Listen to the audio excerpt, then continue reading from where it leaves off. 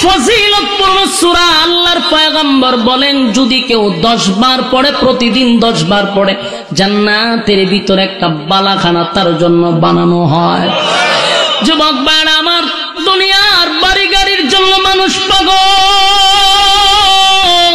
জান্নাতের ভিতরে মালিক বলে আমি বাড়ি বানায়া দিব রে, কিন্তু আদা হইল তুই 10 বার যদি সূরা ইখলাস পড়স, জান্নাতের ভিতরে আমি তোর জন্য বালাখানা বানায়া দিব। যদি কেউ 100 বার সূরা ইখলাস কলিজা নিয়ে মহব্বতের সহিত যদি 100 বার পড়ে, আল্লাহর নবী বলেন তার জন্য জান্নাত ওয়াজিব হয়ে যায়। আর যদি কেউ সূরা ইখলাস আমলে নিয়ে নেয়, প্রতিদিন পড়তেই থাকে, আল্লাহ বলেন তার সম্মান আর মর্যাদা আমি বাড়ায়া দিব। কুল হুয়াল্লাহু আহাদ, নবী আপনি বলুন আমি এক অদ্বিতীয়, আমার কোনো সাথী নাই, আমার কোনো সঙ্গী নাই, আমার কোনো ইলাহ নাই। 2 নম্বর প্রশ্ন হলো আপনার আল্লাহ করে কি? আপনার আল্লাহর সাথী সঙ্গী আসেনি? আল্লাহ বলেন 2 নম্বর প্রশ্ন করছে আপনার আল্লাহর কাজটা কি? আল্লাহ কয় আল্লাহুস সামাদ। আমি অমুকাফিকি, আমি আল্লাহ কারো উপর ডিপেন্ড করি না, কারো মুকাফিকি না। কুল কায়নাত, আমি আল্লাহর উপরে নির্ভর করে, আমি কারো উপর নির্ভর করি না। তাই আল্লাহ বলেন আল্লাহুস সামাদ, আমি অমুকাফিকি। কুল কায়নাত মালিকের উপর ডিপেন্ড করে। আল্লাহ রাব্বুল আলামিন জানায়া দিলেন যে আপনি জানায়া দেন আমি কারো মুকাফিকি না। তাই তাদের দ্বিতীয় প্রশ্নের জবাবও মালিক দিয়া দিল। 3 নম্বর প্রশ্ন হলো আপনার আল্লাহ বিয়া শাদী করছিনি? আপনার আল্লাহর ছেলে মেয়ে আসেনি? এই প্রশ্ন করার কারণ আছে, কারণ খ্রিস্টানরা আল্লাহ 3 জন মানে, কয়জন? এদের ভাষ্য অনুযায়ী উপরে একজন, মরিয়ম হইল আল্লাহর বউ, আর ঈসা হইল আল্লাহর ছেলে। তাই বড় হইল আল্লাহ, মাইজা আল্লাহ হইল গিয়া মরিয়ম, আর ছোট আল্লাহ হইল গিয়া ঈসা নবী। এই জন্য এরা 3 জনে খোদা মানে। আল্লাহ রাব্বুল আলামিন সূরা ইখলাসের মধ্যে বলে দেন লাম ইয়ালিদ ওয়া লাম ইউলাদ, আপনি জানায়া দেন আমি কারো কাছ থেকে জন্ম নেই নাই, আমি কাউকে জন্ম দেই নাই। আল্লাহ কারো কাছ থেকে জন্ম নেও নাই, জন্ম দেও নাই। সুবহানাল্লাহ। তাদের জবাব দিয়া দিল, আপনি জানায়া দেন আমি আল্লাহ কারো কাছ থেকে জন্ম নেই নাই গো, আমি কারো কাছ থেকে জন্ম নেই নাই, আমি কাউরে জন্ম দেই নাই। লাম ইয়ালিদ ওয়া লাম ইউলাদ। তাদের প্রশ্নের জবাব দিয়া দিল। 3-4 নম্বর প্রশ্ন হলো তারা প্রশ্ন করছে আপনার আল্লাহর শক্তি কেমন, আমরা যদি লাগি পারবো নি? নাউজুবিল্লাহ। এই প্রশ্ন ইব্রাহিম আলাইহিস সালাতু ওয়াস সালামকে নমরুদে করছিল, একই প্রশ্ন বেঈমানরাও করল। নমরুদও কিন্তু আল্লাহ ক্ষমতা দিছিল। নমরুদ গোটা পৃথিবীর বাদশাহ, থাকা অবস্থায় আল্লাহ তারে গোটা পৃথিবীর রাজত্ব দিছে। রাজত্ব পাইয়া ইব্রাহিম খলিলুল্লাহরে কয় তুমি যে আল্লাহ দাবি করো, তোমার আল্লাহকে আমার সঙ্গে পারবো? নাউজুবিল্লাহ।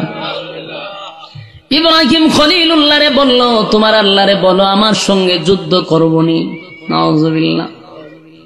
এমনকি নমরুদ যুদ্ধ করার জন্য সে কিন্তু তার বাহিনী রেডিও রাখছে। 50 কিলোমিটার এরিয়া নিয়ে নমরুদের বাহিনী দাঁড় করাইছে আল্লাহর সঙ্গে যুদ্ধ করার জন্য। নাউজুবিল্লাহ। এর আগে একবার তীর মারছে, আল্লাহ তীরের মধ্যে রক্ত লাগাইছে। তীর ফিরে আসার পরে সে ডান্স দেওয়া শুরু করছে, লাফালাফি শুরু করছে। দেখছো আমি যে কইছি ইব্রাহিমের আল্লাহ মাইরা ফেলাইছি, তার প্রমাণ হইল রক্ত লাগাই। ইব্রাহিম খলিলুল্লাহ বলে মালিক চতুর্দিক দিয়ে সে বিভ্রান্ত ছড়াচ্ছে, আপনি তার একটা ব্যবস্থা করেন। এখন আপনার সঙ্গে সে যুদ্ধ করতে চায়। আল্লাহ যুদ্ধ করার জন্য তারে রেডি হইতো। সে যুদ্ধ করার জন্য রেডি হইল। 50 কিলোমিটার এরিয়া নিয়ে বাহিনী রেডি করছে। প্রতিটা বাহিনীর শরীরে লোহার পোশাক, অস্ত্র নিয়ে দাঁড়ায় আছে। আর বারবার বলে ইব্রাহিম রে তোমার আল্লাহর বাহিনী কেন পাঠায় না? নমরুদ মনে করছে আল্লাহ মনে তারে মারার লেগে কামান বিমান বাড়াইব। বলুন এর মতো নমরুদ রে মারতে আল্লাহর কি কামান বিমান লাগবে? আল্লাহ বারবার ইব্রাহিম খলিলুল্লাহ বলে, মালিক কত বড় নাফরমান গো, সে কত কিলোমিটার এরিয়া নিয়ে বাহিনী দাঁড় করাইছে আমার মালিকের সঙ্গে যুদ্ধ করার জন্য। ইব্রাহিম বলে, মালিক বড় কোনো কিছুর দরকার নাই, তার সঙ্গে আপনার কামান বিমানের তো দরকার নাই। এত বড় নাফরমান আপনার খাইয়া আপনার পয়রা আপনার সাথে আপনার নিয়ামত ভোগ কইরা এখন সে আপনার সঙ্গে যুদ্ধ করতে চায়, এর মতো নাফরমানরে ধ্বংস করে দেন। আল্লাহ কয় অপেক্ষা করো। কিছুক্ষণ পরেই নমরুদ কয়, ঘটনা কি, তোমার আল্লাহ বাহিনী পাঠায় না কেন? আল্লাহ কয়, ইব্রাহিম রে তারে উপরে তাকানোর জন্য। নমরুদ উপরের দিকে তাকায়া দেখে কালো দুয়ার মতো শা শা করে নিচের দিকে খালি নামতেছে। নমরুদ মনে করছে কোন বাহিনী আসবে, কিন্তু দেখে উপর দিকে দোয়া আসতেছে। যত সামনে আগায়, যত কাছে আগায়, দেখে দোয়া না, এটা এক ধরনের জাকে জাকে জাকে জাকে মশা আসতেছে।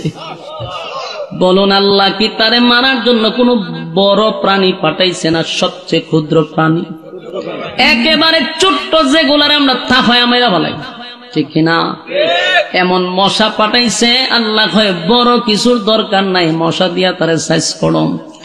50 কিলোমিটার এরিয়া, এটা সাধারণ কথা নয়। 50 কিলোমিটার এরিয়া বুঝতেছেন নি কত জায়গা? এখান থেকে ব্রাহ্মণবাড়ি হইব, আরো বেশি দূর হইব। এতটুক জায়গা নিয়ে শুধু খালি তার বাহিনী সবগুলা লোহার পোশাক, আর আল্লাহ বাড়ে যে মশা। নমরুদে হাসি শুরু করছে আর কয়, বলছিলাম তোমার মালিক আমার সঙ্গে পারবে না, দেখো মশা পাঠাইছে, এই মশা তো তাফায়ে মেরে ফেলাম। যখন মশায় ঢুকলো, সবার লোহার পোশাক পরা, লোহার পোশাকের ভিতরে সব ঢুকছে। তাবা দিব কোন সময়? লোহার ভিতরে ঢুইকা সবগুলারে কামড়ানো শুরু করছে। এটা দুনিয়ার মশা নয় যে শুধু রক্ত খাইব, এটা এমন একটা মশা, এটার ভিতরে ঢুইকা আপনার মাংস খাইয়া বলায়, পুরা শরীর জালি জালি করে লেছে। মাউথ পিসটা যে জালি জালি, এরকম শরীর জালি, সেকেন্ডের ভিতরে সব শেষ, জালি জালি করে বলে যায়। তা পাইব কোন সময়? কিছুক্ষণের ভিতরে 50 কিলোমিটার এরিয়ার সব বাহিনী জাগাত শেষ, মাটিতে পইরা সব জালি জালি হয়ে গেছে। বলুন আল্লাহর সঙ্গে যুদ্ধ করার মজাটা দেখছেন? মশা দিয়া শেষ করে বলেছে, কিন্তু নমরুদ্রে জালি জালি করে নাই। নমরুদ্রে ডাইরেক্ট মশায় কোনো স্পর্শ করে নাই। একটা মশা, অসংখ্য মশার মধ্যে একটা মশা হইল প্রতিবন্ধী মশা। প্রতিবন্ধী বুঝেননি? হাত পাও নাই, প্রতিবন্ধী মশা। আল্লাহ আপনি যে যারা পাঠাইছেন এরা তো অপারেশন করছে, কিন্তু আমার তো 2 পাও নাই। একটা মানুষ যে কামড় দিতে গেলে আমার দাঁড়াইতে হইব, এরপরে না আমার সুই ঢুকাইতাম, কিন্তু আমার ভাবই নাই। এতগুলা মশার সঙ্গে আমারে কোন কামে পাঠাইছেন? আল্লাহ কয়, তরে দিয়া বড়টা কাজ করামো। সব মশার পা ছিল, সবগুলা বাহিনী শেষ করলো, আর ল্যাংরা মশা তার পা নাই। আল্লাহ কয়, তরে দিয়া বড় কাজ করামো। তাই নমরুদের কাছে পাঠাইছে, দেখ সেনাপতি যে সবচেয়ে বড় বাদশাহ, তার নাকের সামনে গিয়াব। নমরুদ নাক শ্বাস টান দিছে, মশাকে ঢুকে গেছে। ঢুকছে তো ঢুকছে এমন জায়গায় গিয়া বসছে, এটা হইল মগজ। মাথার ভিতরে ঢুকে ডাইরেক্ট হেড অফিসে গিয়া মশায় বইয়া গেছে গা। এখানে বৈশা গেছে। জিব্রাইল কয়, মশারে তোর দায়িত্ব হইল এখানে বৈশা বুঝালি সুই ঢুকাইবি আর বাইর করবি। যেই মাত্র প্রথম সুই ঢুকাইল নমরুদরে, নমরুদ একটা লাভ দিয়া 3 হাত উপরে উঠছে। ওইটা মাথায় তাফায়, কিন্তু মশা তো ওইটা একটু হইল প্রতিবন্ধী, আর প্রতিবন্ধী যে একটু বিতলা থাকে, কথা ঠিক বিতলা থাকে। খামড় যে দিছে খামড় উঠায় না। নমরুদ মাথার মধ্যে তাফায়, ওয়ালো বাইরায়, সব কিছু করতেছে, কিন্তু মশায় কামড় ছাড়ে না। একদম পুরা ভাগল হয়েছে, মাথার তাফাইতেছে, বাইরিতেছে, মশার কামড় ছাড়ে না। চিৎকার শুরু করছে নমরুদ, খামড় দিবা, বাড়ি দিলে জুতা দিয়া তখন ছেড়ে দিবা। সমস্ত কাজ বুঝাইয়া জিব্রাইল গেছে। নমরুদ তো পার্লামেন্টে বসে, কারণ সে কিন্তু সাধারণ বাদশা না। পৃথিবীতে 4 জন বাদশা ছিল যারা গোটা পৃথিবীর রাজত্ব করছে, এর মধ্যে নমরুদ একজন, যাদের ইশারায় গোটা পৃথিবী চলত। তো নমরুদে পার্লামেন্টও বইলে বিভিন্ন দেশ থেকে অনেক রাজারা আসতো, তার বিভিন্ন সাইডের লোক আসতো। আইসা যখন বসতো দেখে যে কতক্ষণ পরে জুতা দাবারি মারে। তোমার যে চিন্তা সব বানায়, তোমার একজন বাদশার সাথে এসে দেয়া করতাম, বেজ্জিত লোক নিজের কপালো নিজে জুতা দাবারি মারে। পাগল ছাগলের কাছে নাইছি, প্রত্যেকের একটা ওজন আছে না, একটা শরম আছে না, লজ্জা আছে না, এটা কোনো লজ্জা শরমও নাই। এর সাথে কিসের বৈঠক বসতাম, সবাই উঠতে জাগা। এটা হইলো আল্লাহর পক্ষ থেকে একটা চরম পর্যায়ের বেজ্জতি, কথা হয় না। আমরা যারা দুনিয়াতে কাম কু খাম, দিনের খাম রাত্রের খাম করি, আমরা মনে করি মরার পরে না আল্লাহ সাইজ করবে। বিষয়টা কিন্তু এরকমও না, মরার পরে তো সাইজ রুবিটা পরে। আল্লাহ বলেন দুনিয়াতে চরম পর্যায়ের বেজ্জতি না কইরা আমি তোর খবরও নিতাম না। ঠিক বাড়ি দিয়ে হলে কেমন হয়, আপনারা কইলো ঠিক, আপনারা মমি সিংহারা কইলো ঠিক, না কইলো ঠিক, আপনারা কইলে কি দিব, আপনারা তো বাইর গিয়া কইবেন আমি জানি। এখন বিষয়টা হইল আমরা যত পারেন আখাম কোয়াম করেন, মরার পর তো আমরা সাইজ দিবেন, কিন্তু জানি না রাখেন বেজ্জতি না কইরা আল্লাহ আপনারা খবরও নিত না, এটা জানি না রাখেন। আল্লাহ দুনিয়া থেকে চরম পর্যায়ের বেজ্জতি করবো। নমরুদ্দারে চরম পর্যায়ের বেজ্জতি করছে আল্লাহ, মানুষের সামনে নিজের কপালও নিজেই জুতা বাড়ি দেয়। শেষে বাইরিতে বাড়িতে হাতে ধরে লিছে, বাড়িতে কেমনে শেষে সিদ্ধান্ত নিছে যে না আর কত বাড়িতাম, একজন লোক রাখা দরকার, চাকরি দিমু হে জুতা বাড়িব আমারে। একটা চাকরি ধরে, চাকরি হইলো জুতা বাইরা নি, মাসে এত 1000 টাকা বেতন। যখন ইজাত চাকরি পাইলে কি মানে ছেড়ে দিব, কথা বলেন। আমরা দেশে শাহরিয়ার কবির রেজে ধরছে, আমার যদি হয়তো হুজুর এরা খালি জুতা বাইরিবেন, আমার মাসে এত 1000 টাকা দিব। আমি কইলাম বলে আমার টেকার দরকার না, আমি উল্টা আরো টেকা দিমু, তবে এর একটা জুতা বাড়ি দিতাম। ঠিক নেই, আমার বড় শখ এর একটা জুতা বাড়ি মারিতাম, এলা আমার টেকা আরো কত লাখ টাকা লাগবে আমি দিলাম। তিরম শখ আছে না অনেকে, ওই তার রাজত্বের একজনের শখ করছে যে আমি বাইরাম, টেকা দিলে দিব না দিলে নাই। তো চাকরি পাইছে, পাইছে পরে কদিন তো খুব শখের ছুটে খামড় দিও কার না দেবো জুতা বাড়ি মারে। নমরুদ দেখো রে খামড় দিলে অর্ডার দিলে বাড়ি দিস, তুই যে কোনো সময় বাড়ি মারো, চাকরি পাই তো বালা খাম শিখছ। আমি একটা বাদশা, যখন তখন জুতা বাড়ি মারস, তখন বলছে যে আমি খামড় দিলে তোর ইশারা দিমো তখন বাড়ি দিস। বেটা চাকরি লইছে, খুব রুম দাম ঘুরে কদিন জুতা বাইরিছে রে, কিন্তু বাইরিতে বাড়িতে এ পড়ছে মহা মুসিবত, বাথরুমও করতে পারে না। এরা ডাক দে জুতা বাড়ি দে, বেচারা বাথরুম তো দৌড় দেয়, জুতা বাড়ি দিয়ে আবার বাথরুমে যাওয়ান লাগে। খানা বইলে অর্ধেক খাইয়া জুতা বাড়ি দিয়ে আবার খানা খাওয়ান লাগে। কি একটা মুসিবত পড়ছে, হে ঘুম নাই খানা নাই, বেচারা জায়গা মইরা। চিন্তা করলে এই চাকরি করলে তো প্রথম তো শখে লইছিলাম, উনি চাকরি যদি আমি করি তাহলে আমি এমনি মারা যাবো, আর চাকরি যদি না করি তো নমৃদ্ধ আমার খল্লা লইয়া যাবো। হেম ন মরলাম এম ন মরলাম, যা করি আর না করি হেরে মাইরি মরুম, এ নিচে সিদ্ধান্ত হেরে মেরলাম। কারণ চাকরি চাল আমার মেরে লিব হে, আর চাকরি করলে তো এমনি মরে যাবো, খাওয়ান নাই ঘুম নাই, তেরে মেরলাম। তার একদিন জুতার বদলা একটা মুগুর লইছে, মুডা মুগুর লইয়া কাছে বই রয়েছে, অর্ডারটা দিবার বাড়ি মেরে দিন।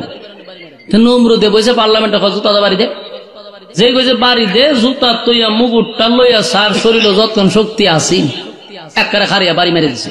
যেই বাড়ি মারছে মাথাটা 2 ভাগ হইয়াছে, মশা ছায়া দে উপরে ছাদ নাই, বুঝলো মশা যে আসি হে দে উপরে ছাদ নাই, ঘটনা ভিতরে ছাদ বাংলো কেটা না, এরকম নোংরা পরিবেশে তো তখন যায় না। মশাকে আমি প্রতিবন্ধী দিতে পারি, কিন্তু আমার একটা রুচি আছে, এইসব জায়গার থাকা সম্ভব না। জিব্রাইলে ফোন দিছে যে স্যার আমি কি করতাম, তোমার চাকরি শেষ, মশা গেছে নমরুদ্দে জায়গা তুই শেষ। বলুন আল্লাহ মারছিনি, জাগাত বেজ্জতি কইরা এরপরে নমরুদ্দারে মারছে। আল্লাহ যদি কাউরে সম্মান দেয় তাহলে শুকরিয়া আদায় করে বসে থাকা, যে এটা আল্লাহ আমার সম্মান দিয়ে এখানে বসাইছে। সম্মান ভাইয়া যদি সম্মানের অপব্যবহার করি, আর আমি যদি ক্ষমতা দেখাইয়া মানুষের উপরে জুলুম করি, নির্যাতন করি, তাহলে পরিণাম কিন্তু জুতার বাড়ি। দেখুন পরিণাম কি, এই জুতা কিন্তু সাংঘাতিক জুতা। জুতা আল্লাহ ইজ্জত দেনেওয়ালা, বেইজ্জত করেনেওয়ালা। বেইজ্জতে আল্লাহ দেয়, বেইজ্জত আল্লাহ করে। এই জন্য ইজ্জত পেয়ে লাফালাফি করেন নাই। ক্ষমতা এখন আছে তখন নাই, বাস্তব না বাস্তব? 16 বছর আছি এখন নাই, ঠিক নেই? বেশি ফটর ফটর বালানা নমরুদ্দের আল্লাহ সাইজ করছে। তো ইব্রাহিম খলিলুল্লাহ যুগে নমরুদ্দা ওই কাহিনী করছে। রাসূলের যুগে মূর্তি পূজারীরা কয় যে আপনার আল্লাহ আমরা সাথে পারবো নি। এই কথা তো এটা নমরুদ দা কইছি, এই কথা দিয়ে এরাও কয়। আল্লাহ পরের আয়াত নাজিল করছে, ওয়ালাম ইয়াকুল লাহু কুফুয়ান আহাদ, আমার সমতুল্য কেউ নাই, আমার সমকক্ষ কেউ নাই। তাহলে তাদের একে একে সব প্রশ্নের জবাব আল্লাহ দিয়াই দিছে। 1 নম্বর প্রশ্ন, কুল হুয়াল্লাহু আহাদ, নবী আপনি বলুন আমি আল্লাহ একক। আল্লাহুস সামাদ, আমি কারো উপর মুকাফিক কিনা। লাম ইয়ালিদ ওয়া লাম ইউলাদ, আমি আল্লাহ কারো কাছ থেকে জন্ম নেই নাই, কারো জন্ম দেই নাই। ওয়ালাম ইয়াকুল লাহু কুফুয়ান আহাদ, আমার সমকক্ষ আমার সমতুল্য কেউ নাই। বেঈমানদের প্রশ্নের জবাবে আল্লাহ সূরা ইখলাস নাজিল করে তাদের দাঁত ভাঙা জবাব কিন্তু আল্লাহ দিয়া দিল। এরপরে তারা এখান থেকে ওইটা আরো অনেক মজলিসে রাসূলকে অনেক প্রশ্ন করছে, বলছে আপনার আল্লাহ যদি কুল কায়নাত সৃষ্টি করে থাকে, যার ইশারায় সব চলে, তাহলে প্রশ্ন হলো আপনার আল্লাহর কি ক্লান্তি আসে না? আপনার আল্লাহর কি ঘুমে ধরে না? আপনার আল্লাহর কি একটু ক্লান্তি লাগে না? আপনার আল্লাহর কি ঘুম নাই? আপনার আল্লাহর কি ঘুম নাই? আল্লাহ সেই জবাবটাও কোরআনে দিয়া রাখছে। এই না কোন কথা কই রে, দূরে লই ফেরেন আমাদের ধরে লিয়া কথা কই কেন কই। আল্লাহ কিন্তু এই জবাবও দিছে, লা তাখুযুহু সিনাতুন ওয়ালা নাওম, আল্লাহ বলে আমার ঘুমও নাই, আমার তন্দ্রাও নাই। সুবহানাল্লাহ। মালিক কি ঘুমায়? কথা হয় না, মালিক ঘুমায় না, মালিকের তন্দ্রা নাই, মালিকের ঘুম নাই, মালিকের তন্দ্রা নাই। এই আসমান জমিন সূর্য চন্দ্র গ্রহ নক্ষত্র পাহাড় পর্বত সাগর নদী নালা খাল বিল কীট পতঙ্গ সব আল্লাহর ইশারায় চলে রে। কিন্তু আমার মালিক একটা সেকেন্ডের জন্য ঘুমায় না, আমার মালিকের ঘুম নাই। গভীর রজনীতে যদি সাগরের তলদেশে কোনো বালকণাও আল্লাহর জিকির করে, মাছে যদি আল্লাহর জিকির করে, সেটাও আল্লাহ শুনে। সুবহানাল্লাহ। এক মানুষ জিকির করে না, কিন্তু আল্লাহর মাখলুকাত সবাই 24 ঘন্টার একটা সেকেন্ড বন্ধ নাই মালিকের জিকির করে। অথচ আল্লাহ জিকিরের জন্য মানুষ বানাইছে, মানুষ জিকির করে না। মাখলুকাত 24 ঘন্টা আল্লাহর জিকির করে। সুবহানাল্লাহ। গাছে জিকির করে, যতদিন গাছ আল্লাহর জিকির করবে গাছ বেঁচে থাকবে। পাখি আল্লাহর জিকির করবে বেঁচে থাকবে, নদী আল্লাহর জিকির করবে বেঁচে থাকবে। জিকির নাই মরা নদী হয়ে যাবে, গাছ মরে যাবে, সব মরে যাবে। জিকির আছে যতদিন বেঁচে থাকবে ততদিন। প্রশ্ন হলো মানুষকে বানাইলো জিকিরের জন্য, মানুষ জিকির করে না তারপরও বেঁচে থাকে কেন? বলে মানুষের জন্য আল্লাহ জান্নাত বানাইছে, মানুষের জন্য জাহান্নাম বানাইছে। জিকিরের মাধ্যমে জান্নাত, জিকির নাই তো জাহান্নাম। পাখির জন্য জান্নাত নাই, গাছের জন্য জান্নাত নাই, নদীর জন্য জান্নাত নাই। মাখলুকাত যতদিন জিকির করবে ততদিন দুনিয়ায় বেঁচে থাকবে।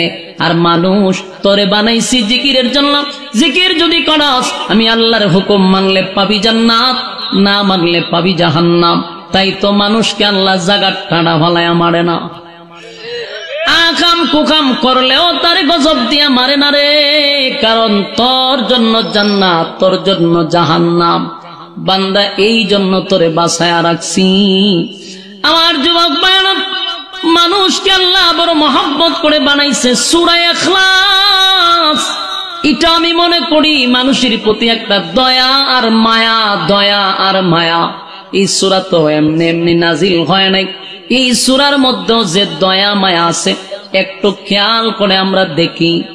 এখানে যারা বসছি, যারা আওয়াজ শুনতেছে, এই মজলিসেই অনেক মানুষ আছে যারা জীবনে 60 বছর 70 বছর যাদের হয়ে গেছে।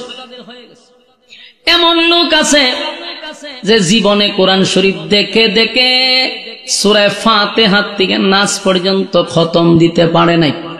আছে না নাই? হ্যাঁ, কথা বলেন না, মনোযোগ আছে না আপনারা? সূরাটা কয় ভাগে ভাগ করছি? 3 ভাগের 2 ভাগ কিন্তু শেষ, 2 ভাগ শেষ, সরল তরজমা শোনায়া দিছে। এখন লাস্টের ভাগ হইল তার সংক্ষিপ্ত ফজিলত। ফজিলত শেষ, ওয়াজ শেষ, মনোযোগ দিয়ে শুনেন। 1 নাম্বার হলো এই সূরার ফজিলত, তাদিলু সূরাতুল ইখলাস সুলুসুল কোরআন। এই সূরাটা এমন একটা সূরা, কোরআনের 3 ভাগের 1 ভাগ। এই সূরা যদি কেউ একবার পড়ে তো 10 পারার সওয়াব দিয়া দেয়। 2 বার পড়লে 20 পারা, 3 বার পড়লে 1 খতমের সওয়াব পাওয়া যায়। জোরে কোন সুবহানাল্লাহ। এই সূরা নাজিল হওয়ার পরে এক সাহাবী চিৎকার দিয়া বলতে লাগলো, জয় হোক মালিকের, জয় হোক মালিকের, জয় হোক আল্লাহর। চিৎকার দিতে লাগলো। একজন সাহাবী কয়, বেটা তুই নাস্তা জোত কেড়ে, আর এইভাবে চিৎকার দিতে জোত কেড়ে। দইরা তারে রাসূলের কাছে নিয়ে গেছে, হুজুর কি সূরা নাজিল হইল? আর সে বড় বড় চিৎকার দেয় আর কয় জয় হোক আল্লাহ। আল্লাহর নবী কয়, কোন সূরা নাজিল হইছে? বলে, হুজুর সূরা ইখলাস নাজিল হইছে, এই আনন্দে আমি নাচতেছি। আল্লাহর নবী বলেন, সাহাবীরা রে, এই সাহাবী বুঝতে পারছে এই সূরার মূল্য, এই সূরার গুণগান সে বুঝতে পারছে, এই সূরার ফজিলত বুঝতে পারছে। তারে ছেড়ে দাও, তোমরা বুঝো নাই। সে বুঝতে পারছে, এই জন্য সে আনন্দ আর থামায় রাখতে পারে নাই। কারণ এই সূরার মধ্যে এত ফজিলত, একবার পড়লে 10 পারার সওয়াব দেওয়া হয় গো। কেউ যদি 2 বার পড়ে 20 পারার সওয়াব, 3 বার পড়ে 1 খতমের সওয়াব পাওয়া যায়। সূরাটা তো ছোট, কিন্তু এই সূরার এত ফজিলত, এত ফজিলত। সেই কথা বলতেছিলাম, এখানে মানুষ অনেকেই বসা, দাড়ি সাদা হয়ে গেছে, অনেক মুরব্বীরা 60-70 বছর হয়ে গেছে। এমন লোক আছে রে, যারা সূরা ফাতিহা থেকে নাস পর্যন্ত আজও পর্যন্ত একটা খতম দেওয়া তার ভাগ্যে জুটে নাই, সৌভাগ্য হয় নাই, দেখে দেখে পড়তে পারে না। আবার অনেকে পরে খতম দেয়, কিন্তু কোনো আলেম শুনলে ওইটা দৌড় মারব। এমন পড়া পড়ে আমরার মহিলারা, আমরার মুরব্বীরা যে পড়ে, যারা মাদ্রাসা লেনে গেছে না, পড়া উনলে আমরা বুঝি যে কিতাব পড়তা যে মাবুদ, এটা কি কোরআন শরীফ আসেনি? এখানে কিতাব শর্ট ফালাইবার কি সময় নাই? কিতাব মানুষ হয়ে গেছে শর্ট ফালাই। তো আমি গেলে ফালাই, মানুষ হারাইব বইয়া তখন চুপ কইরা আলোচনা শেষ করতে দেন, মনোযোগটা নষ্ট হয়ে যাবে আমাদের চিল্লাচিল্লি করে। হ্যাঁ বলুন, এমন মানুষ আছে না নাই যারা কোরআন শরীফ পড়ে? আমার কাছে অনেক, আমার আত্মীয় স্বজন আছে, হয় খতম তো একটা দিছি, কিতা খতম দিছে? কোরআন শরীফ খতম। ফরা উনলে মনে হয় যে আমি কোন হান্দা বাইরিয়া যাই গিয়া, এমন ফরা ফরে। সুবহানাল্লাহ, সুবহানাল্লাহ। কোরআন আছে কিনা সন্দেহ আছে। আগের যুগের ফরাইতে বাদ দিতেইব। আবার অনেকে কয়, আল্লাহ আমরা মাফ করবো, আমরা তো চিনি না, জানি না। আমি আল্লাহ আরো 2টা বাড়ি বেশি দিব, ইচ্ছা মতে বাইরে বললাম, মাথা ভাতলাম তে আলাপ, আল্লাহ মাফ করে। কে আল্লাহ মাফ করতো? তোমারে যেমন বয়স দিছে, সময় দিছে, যারা শিখছে এরারও একই সময় দিছে। সময় তো সমান, তুমি শিখলা না কেন? হ্যাঁ আল্লাহ মাফ করো। কে আল্লাহ মাফ করতো? দুনিয়ার ব্যাপারে যদি কাগজপত্র কোনো ঝামেলা লাগে, দেখবেন এই মুরব্বী হলে কি হ্যাঁ দৌড়াদৌড়ি শুরু করে দেয়। কাগজ নিয়ে কোন রকম বেজাল হয়েছে, এই করতে এই করো, এই করতে এই করো, এই দলিল ঠিক আছে, সব বুঝে দুনিয়া। কুরআন শরীফের পড়া শুদ্ধ না, এটার লেগে হয় আল্লাহ মাফ করে দিব। ইচ্ছা মতো খালি গিরায় গারায় ফিটাইব আল্লাহ, যে তোরে 60-70 বছর দিছি, শিখলে না কেটে? তুই জায়গা সম্পত্তি সব বুঝাস, কোরআনের ব্যাপারে খোঁজকে আল্লাহ মাফ করে দিত। নামাজ পড়তে লাগে 4টা সূরা, এই 4টা সূরাও কি আপনি শুদ্ধ করে পড়তে পারেন না? মিয়া আফসোস লাগে। সূরা ফাতিহা হলে শয়তান দৌড় মেরে দেয়। কি যে পড়ে আল্লাহ ছাড়া কি কইতাম। নামাজ ভঙ্গের কারণ কয়টা? 19টা। জোরে এটা আমরা মক্তবের যে পড়ে, যে হুজুরের মাদ্রাসা আছে দেখবেন, এখানে এখানে তো একটা মাদ্রাসা আছে, মক্তবের ছাত্র নুরানির যে পড়ে আর জিগায় যে নামাজ ভঙ্গের কারণ কয়টা, কইব 19টা। তা প্রশ্ন হলো প্রথম কারণটা কিটা? কইব নামাজে অশুদ্ধ পড়া। কথা কয় না? নামাজ ভঙ্গের কারণ প্রথমটা কি? নামাজে অশুদ্ধ পড়া, মানে প্রথমে আপনার নামাজ শেষ। আর আপনি দাড়ি উড়ি ফাঁকাইয়া আপনি তসবিহ লিয়া বই রয়েছেন, জান্নাতের কোন দরজা দিয়ে আপনি ঢুকবেন? কারণ আপনি যে আমল করছেন, চিন্তা করছেন আমি তো জান্নাতি, আর মানে আপনার নামাজ উঠতে হয়েছে না। আপনি যে 60 বছর নামাজ পড়ছেন, প্রথমেই নামাজে অশুদ্ধ, আপনার ফাতিহাই তো হয় না সূরা। আর আমরা যদি কয় কবে আল্লাহ মাফ করবো, আল্লাহ মাফ করে দিত। কেন? সময় দিচ্ছেন আপনারা? আপনি আরা দিন দোকানে বইবে বিড়ি খান আর গল্প করেন। আপনি এই সময় একজন হুজুরের কাছে গিয়ে কইতেন, বলে হুজুর আমার বাঁচান, আমার 60টা সূরা অন্তত আপনি শুদ্ধ করে শিখাইয়া দেন। না এডিতে কইতেন না, হুজুর রে পারতেন না, আপনি খালি বাজারটা করে হুজুর আপনার বাবির কাছে বাজারটা পৌঁছাই দিন। হুজুরে অর্ডার দেয়, ইটা বিচার আমার কাছে বাজার করে হুজুর রে কয়, হুজুর এই ব্যাগটা আপনার বাবির কাছে দিয়ে করেন। কেন হুজুর কি তোমার ঘরের কর্মচারী? ফাইজলামির একটা সীমা আছে। আলেমদের সাথে চরম পর্যায়ের একটা বেয়াদবি করে কিছু কমিটি আছে না নাই? আপনার এলাকার কথা হইতেছে। গতকালকে মাহফিলে গেছি, ওই মাহফিলের এক মুহতামিম সাহেব আমার কাছে বিচার দিছে, হুজুর আমি মাইকিটা কয়ে দিয়ে গতকাল আমি কেন হয় আমার মাসে শিক্ষক রে দিয়ে কমিটি বাজার করায়, কই দুঃখটা কইতে পারি না, সইতে পারি না, আপনি কয়ে দিই। এগুলো হলো চরম পর্যায়ের বেয়াদবি। এগুলো এখন থেকে কন্ট্রোলে আনতে হবে।